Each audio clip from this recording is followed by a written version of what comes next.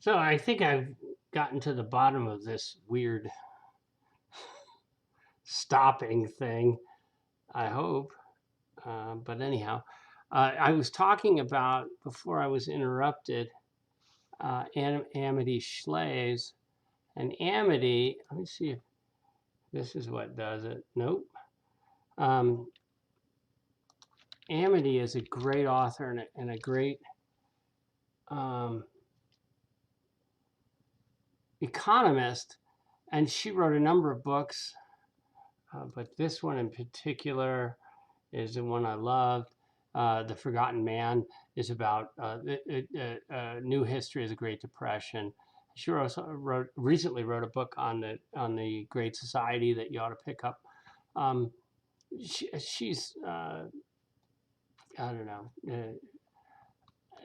to say she obviously thinks like I do on a lot of subjects. She also did a great expose that you could catch on YouTube about Pruitt-Igoe, which is a St. Louis housing authority.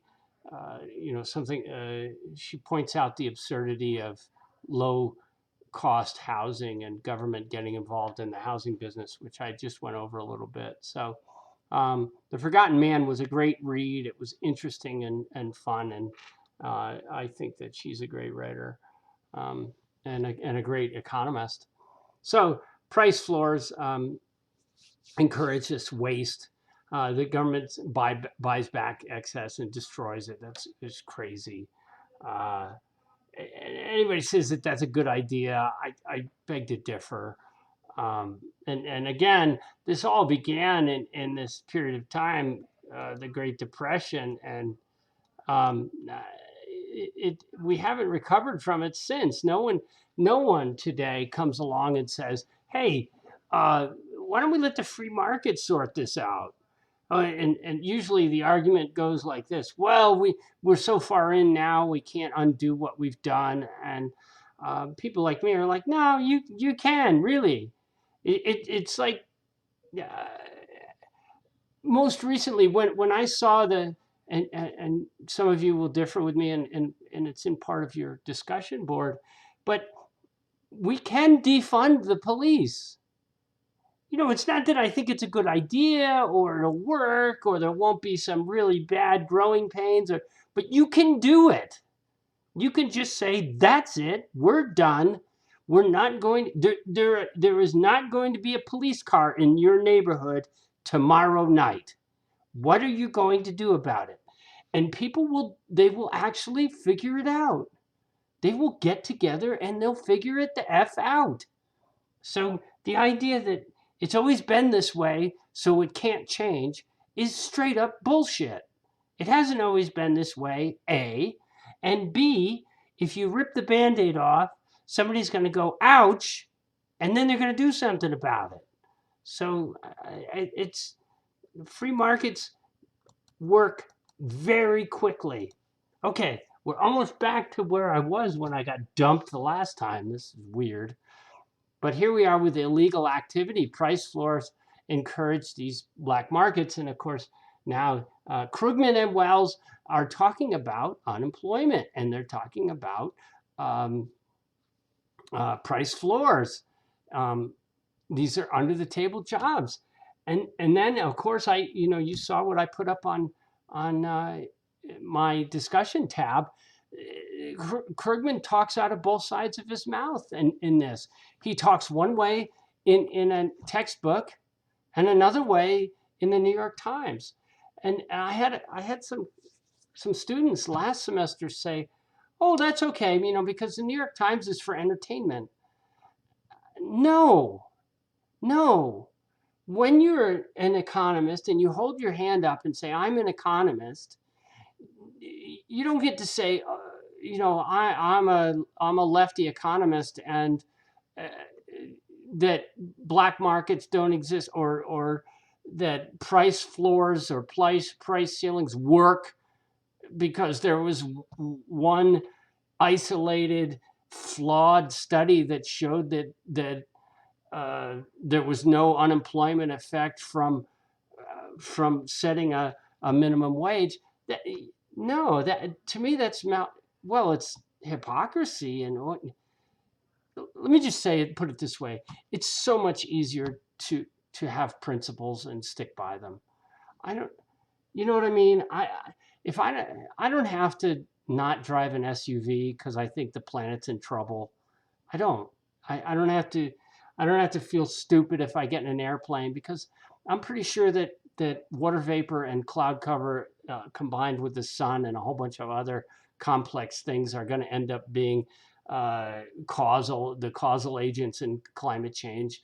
So I don't have to worry about burning fossil fuels.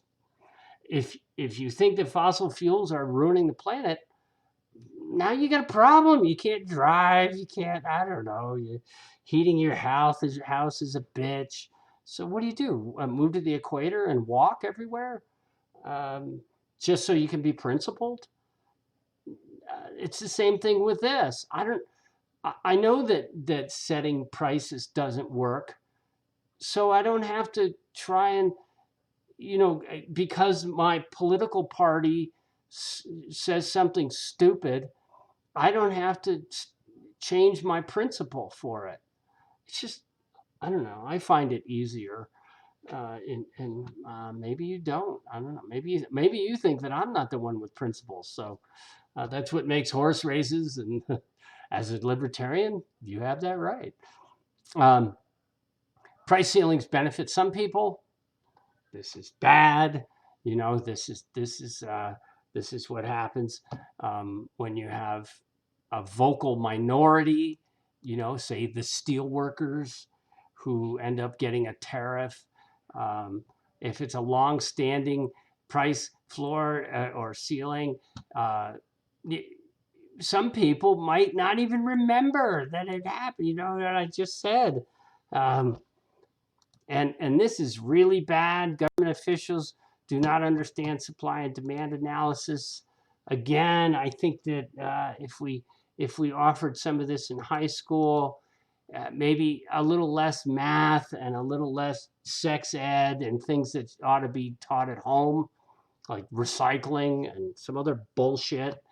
Um, Maybe we could throw in some stats. Stats. I think every high school student should have a semester of stats and a semester of economics, so that even if they're a local representative or a council person or something, and someone comes in with a cockamamie idea about a price ceiling or price floor, they can be the one in the back of the room that raises their hand and says, that never works. It never works. And I can show you the evidence of the long range studies on how it doesn't work. Because they took one semester of econ. Um, so all controls create dead weight loss. Um, Price ceilings, price floors, and quotas all decrease the amount traded, um, and therefore create dead weight loss, right? So a price ceiling, a price ceiling floor pushes the price of a good down. Fewer sellers will want to sell. Um, a price floor pushes the price of a good up. Few buyers will want to buy. So a quota, by definition, reduces sales, right? So if sellers don't want to sell as much as buyers want to buy, it's the sellers who determine the actual quantity sold because buyers can't force unwilling sellers to sell, and vice versa. This is logic. So why would you control quantities? Governments sometimes control quantity instead of price. It's called a quota. Um, and a quota is an upper limit set by the government on the quantity of some good that can be bought or sold, also is referred to as a quantity control. I think when Murray does his lecture, he talks about peanut butter. There's a whole peanut cartel out there. It's just crazy. These things are endless. One of the really good things about taking an economics course is you begin to realize just how much control of markets there is out there by government entities caused by special interest groups who can squeal the loudest, who can really provide the votes or the money for the votes is what happens. So a quota limit, the amount of good under a quota or quantity control can be legally transacted. A license, the right conferred by the government to supply a good. I often use this example. I had a barber by the name of Summer, um, and she had a barbershop at the bottom of the hill here. I would go down there and get my hair cut. And I really liked Summer. She was fun. And I liked going there. But she had a couple extra chairs. And she hired a couple Mexican guys to cut hair there. And I gotta tell you something. I showed up. So now there's, instead of one chair, there's three. And it's way cool. There's like people waiting, and it's a whole bunch of Latino guys, and I, and I'm mixing it up and talking Spanish and having fun and all this shit, and she's making dough, and these guys are making money, and it's really great. I know how Latino people are about their hair, and they were doing it the way they were providing a service that people wanted. Well, I go in like the next month to get my stupid haircut, which you can see is a cheapo. And no Mexican dudes. I said to Summer, where's the guys? What's going on? Did you shit can them? What happened? And she said, no, somebody turned us in. I said, what? She said, I had no idea. Somebody turned us in. They didn't have licenses to cut hair. I was like, what? Are you kidding me?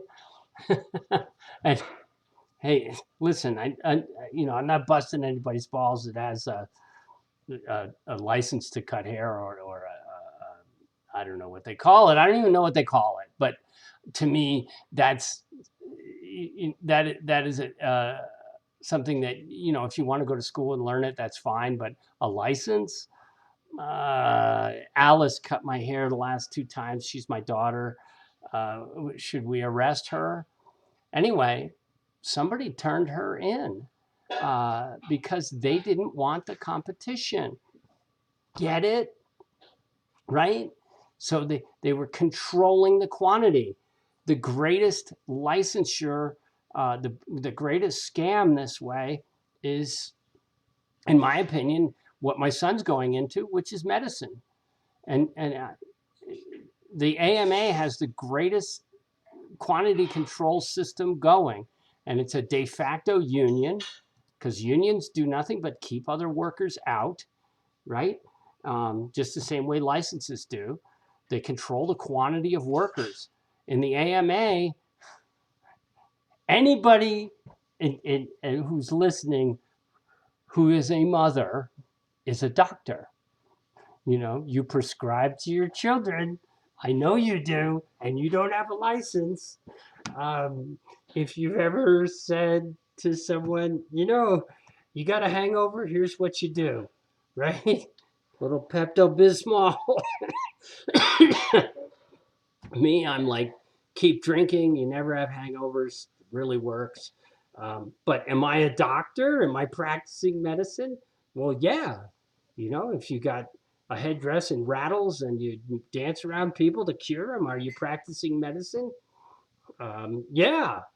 Do you need a license? Well, turns out you do. And that's, to me, is bullshit. So as your local libertarian, I don't believe in licensing anything. That includes driver's license and pilot's license, all of it. The market takes care of it. I can't think of something that needs a license. Now, would I go to a doctor that wasn't educated according to the standards that we sort of have in this country? Probably not. But I also know that I've met a lot of MDs that I thought were phenomenally stupid. So there you go. Taxi rides. This is a great example if you're curious about government controls. If you ever go to New York City and you come into Grand Central Station and you walk out onto 42nd Street and you want to grab a taxi cab, look at the hood of the cab. the hood of the cab will have riveted with a giant rivet in the middle a what's called a taxi cab medallion. It's called a medallion. And these medallions control the supply of taxi cabs in New York in order to keep fares high. Um, so with obvious results, you already know enough to know that this is a bad idea. So it's always a joke in New York that you can't find a cab when you need one, right? Um, so what happened recently, and maybe some of you already know where I'm going. In the absence of government controls, you have this market reaches equilibrium, 10 million rides, a fare of $5 a ride, but we have to screw around with it, and we end up with all kinds of bad results that you can predict. But what about Uber? And you think Uber's the only time that this has happened? Um, RAFTA is a great example of a bad idea. Getting bus systems in general. If you're not familiar with RAFTA, that's Roaring Fork Transit Authority that I just went off on. Carrying people up to fancy hotels in Aspen because we can't house them up there. But nonetheless, they never there's never enough of them, and they don't stop at the right times, and all of that. If you want to look up something funny, look up jitneys, Jitneys. That's slang for a nickel.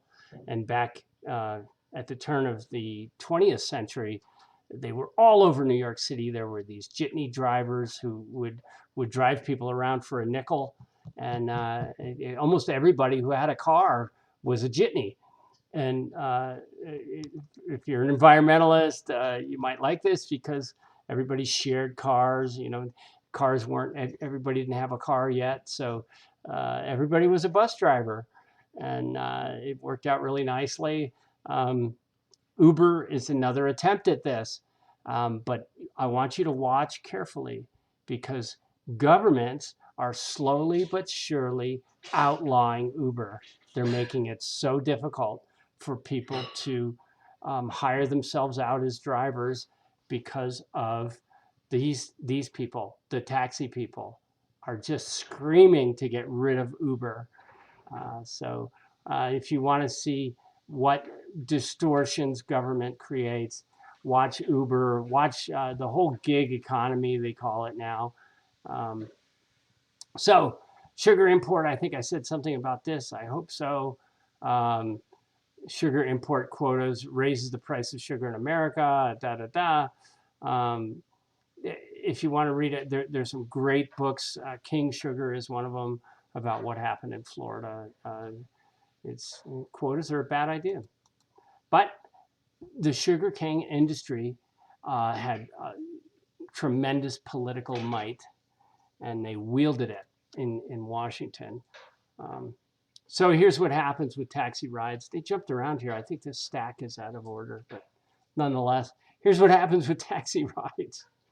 Look at this stupidity. That's why you can't find a taxi when it's raining. They just you can't find one. Of course, now there's Uber. You can find a taxi anywhere. Uh, the wedge or the quota rent, the difference between the demand price and the supply price is the quota limit equal to the market price of the license when the license is traded, right? So what happened is these licenses, they start to have a market of their own. So I can't remember the last price for a medallion. Maybe they have it here. Um, can you see? There's the medallion. Look on the hood of the car. You can see the medallion. Unlicensed cabs are a side effect of quantity controls. Uber. Um, so, but there was a market for these medallions, and at one point they were at like $750,000. Several mayors have tried to figure this out, but it just doesn't work. Um, okay. That's as far as I'm going to go today. I'm going to continue Maybe I'll put some problems up and things like that so that you get the help you need and some other lectures. So, listen, I don't want to bombard you with too much. If I want you to make sure that you listen to Murray's and you listen to my lectures.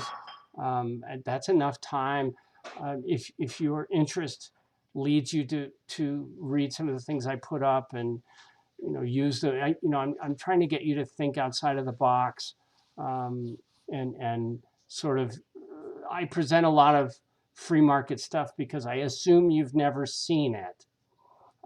If you're a socialist and you want to present your side of the socialist story, please do that. Obviously, you've seen my grading already. I don't mark you down for any of your ideas, so I'm not an a-hole like that. Um, but nonetheless, I always figure, God, I want to get this idea that there's an alternative to uh, what we're doing now, and the alternative to what we're doing now has a historical. It's a historical artifact of how this country was put together. That's the way I present it because that's the way the facts guide me.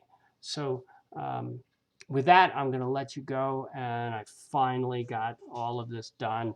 There's probably 2 hours of this, so I apologize. Feel free to skip around or do whatever the hell you want. It's your life. All right.